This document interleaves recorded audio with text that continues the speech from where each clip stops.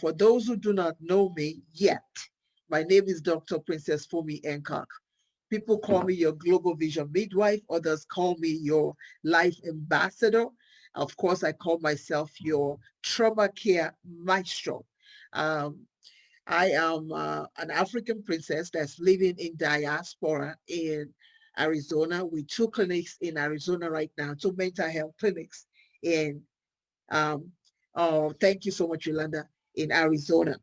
And so today I wanted to come in because if you have not watched my first video about the vaccine, I urge you to please watch it. You can go into on Facebook, on YouTube, and you can see that very first one. And there was something that I discussed in the first one, which was very important because a lot of my Black and Brown community family and the Latinx, um, they are kind of a little bit hesitant. Many people are a little bit hesitant about taking the vaccine. And let me tell you a little bit background about that, particularly even those that are my African family, right? They are very, very particular about taking the vaccine, particularly the Pfizer vaccine. And I'll tell you why. For those who are my Black and Brown families, of course, you know the story about the Tuskegee story, where people were, all that story that people were injected with syphilis and all those drama that surrounded the Tuskegee. If you don't know much about that, please, I urge you to just say Tuskegee. Just Google Tuskegee and you will find out about that. And because of that trauma, many are still going through reliving the stories about their grandparents, about their fathers, their mothers their fathers that went through that Tuskegee situation. And because of that, my Black and Brown family, they're kind of a little bit hesitant about taking the vaccination. Now, in the case of Nigeria, it's kind of similar too, because several years ago, Pfizer went to Nigeria, right? And so they went to another region in Nigeria. And from what I understand in the story, they were supposed to get informed consent on, because they wanted to try out one of their products, right? One of their pharmaceutical products.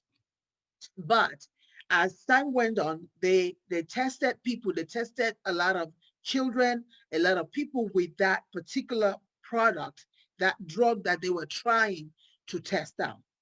Now, here's the deal. From what I heard, right? They were supposed to get informed consent, right? And when you go to another region where many of them do not speak English, they speak Hausa, right? There was some miscommunication probably that was going on and many people probably did not even understand what the informed consent was. So people, they tested that medication on people. Now, here is what happened. As a result of them testing it, there were some that got better with the medication. But there was a lot of people that after they tested that medication on them, many of them, right, ended up with adverse reaction that was just incredibly horrific. Some of them got maimed as a result of that. Some died as a result of that, right? And how many of you know that when you are in the throes of testing medications, things happen. But in this case, a whole lot of things happened that was just horrific. As a result of that, the Nigerian government took Pfizer to court. You can read all of this on the internet. It's there. The Nigerian government took them to court. And they took them to court, and I believe they won over 50 million pounds because of that. And they were able to disperse that money to those communities that were affected because of that trial. So because of that, a lot of Nigerians who understand, who knew that story and are living in diaspora are kind of like, Pfizer, I don't know about that. Or vaccination, 1 year vaccination, no, we don't know about that. But here's the deal. We have a situation right now with COVID where the way it's going, it's almost like 1 in 5 person have COVID now because of people who have listened to some leaders, some some narcissistic and sociopathic leaders who seem to feel like they don't need to mask up, who seem to feel like they don't need to obey nothing. People who seem to feel we have people that are dying and you have others that are saying, oh, it's not that much. But here's the deal. As of today, we have over 400,000 people that have died. Wrap your mind around that. Over 400 people that have died as a result of COVID.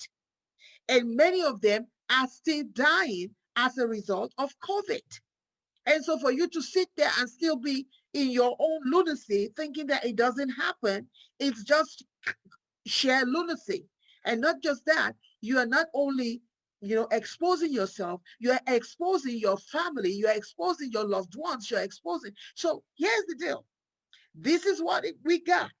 Vaccination, it is what it is. It is what we got. So watch my part one. I went for the first one. So here's the thing. The first one, it was a little bit just a sting, right?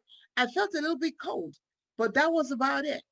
But the second one, ooh, that one rocked my world. But they did prepare me for that because the second one, they did say that you're going to experience more symptoms on the second one than the first one. So I did. So here are the symptoms that I experienced. Body aches. I mean, incredible body aches. Now, for me, I have fibromyalgia. So it kind of exacerbated that for me. I have body aches, had something like a flu-like, almost like a flu-like experience that, oh my God, I had to go lay down in bed for a while. But it was just for a day and a half that I felt that. Think about having the flu. That was how it felt like for me, that I had the flu. It was not good. Headaches all over the place, body aches. Um, but they did tell me that when you have that, it means that your immune system was actually, working. So I had the body aches, I had a headache, I couldn't move for a while. I had all the flu-like symptoms, right? It just wasn't comfortable. Now, on the other hand, my husband didn't have he just breezed through the thing. He didn't have anything. He didn't have any. So which means that some of you are going to have the body aches, some of you are going to have the headaches, some of you are just you're gonna so plan for that. If you get your second vaccine, plan to just go home and do nothing.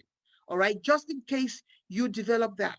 Now, these are the kind of cards that you will be given, right? This is the kind of cards when you're done, you will be given these cards. From what I'm understanding now, when you travel, you have to hold on to this card because if you're trying to travel abroad or you're trying to travel, the airport might ask you of this. Your plane might ask you, can we have your card? Let's have your card and let's see if you got the vaccination. For some of you who are thinking, I'm just going to slide by and not get the vaccination. If you are a traveler, someone who loves to travel, you better go get that thing, right? I got the vaccine. I got even Pfizer, even with the story behind Pfizer in Nigeria, I still went ahead and got it. So if you've not gotten it right now, please reach out to your local, right? Google your local government, right? Google them, go on their website because even in Arizona right now, they're doing it 24/7. I have some of my patients right now that they had appointment at 2 a.m. in the morning. I couldn't believe that. All right. So please, for the sake of your own life, for the sake of your family and your loved ones, go and get the vaccination. Start looking, go on there on your government website. Go on, if you have a local hospital, go on their website. They will have it and just Google vaccination. They'll have it and they'll tell you how to apply, particularly if you're in Arizona, if you're in Georgia, wherever you are watching this video right now, it is time to vaccinate. All right, it is time. Ditch all the fear. Just ditch it because It's rampant. It is ravaging through our communities, particularly our Black communities and brown communities and the Latinx, my Latinx family. It is ravaging. Go get vaccinated. If you have questions, please drop it here for me. I'll be back to look at your questions and then answer them.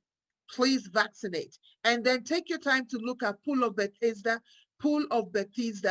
Pub Psychiatry, Pool of Bethesda on Facebook. This is my Facebook for our clinics. If you have questions there, do it. Yes, Yolanda, please go get it because mm, just go get it. All right. My parents are getting ready. I believe my parents are getting theirs today in New Jersey. Go get vaccinated because trust me, you might not be able to travel the way this is going. And let's try and let's try and encourage our president. He is what it is. He's Biden, President Biden and Vice President Harris. They said 100 days of vaccine, then let's do it. Let's help them out. You know, when you help them out, you're helping yourself too, and you're helping your community. And if you are someone who love your community, then you'll do the right thing and quit acting silly, saying that there's no COVID or saying you don't need to mask. Quit it. Again, my name is Dr. Princess Fumi Hancock. I nurse, I write, I speak, and I'm the CEO of Pool of Bethesda in Arizona. Thank you so much for joining me, and bye for now.